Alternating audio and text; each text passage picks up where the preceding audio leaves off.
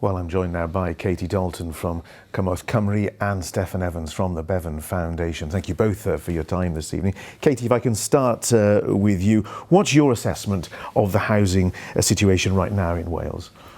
It's horrendous. It's incredibly concerning that we're hearing so many stories like that. There's been a underinvestment in social housing over the last few decades, which has led to this perfect storm. The welfare system is not providing people with enough funding to pay basic rent, as we've heard. And we've currently got 8,000 people in temporary accommodation in Wales.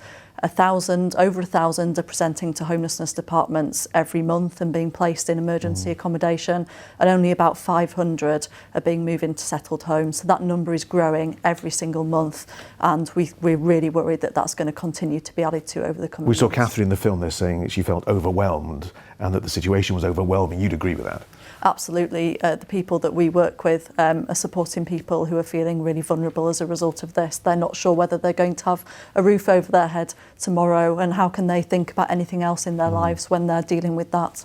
Steffan, the Bevan Foundation published the latest report on poverty today. What were the key findings in terms of housing? Yeah, well, really concerningly, we found that in the first week of July, a quarter of people who rent privately in Wales were worried about the prospect of losing their home over the next 3 months. So that's a huge number of people there who face a real uncertainty about, the routes for their families. Are they going to have a roof over their heads in a few months' time? And with prices going up, the few properties that come on are being taken very quickly. Absolutely. We published a bit of work in early May that found that across the whole of Wales, only 24 homes were actually covered in full by the support you get through housing benefit. So there's just not many homes on the market at the moment, and that means people are having to dip into money that should be going towards their rising heating costs or their rising food costs. So it's really squeezing renters particularly hard at the moment with the cost of living crisis. Katie, the Welsh Government says its Renting Homes Act strengthens tenants' rights. What would you say to that?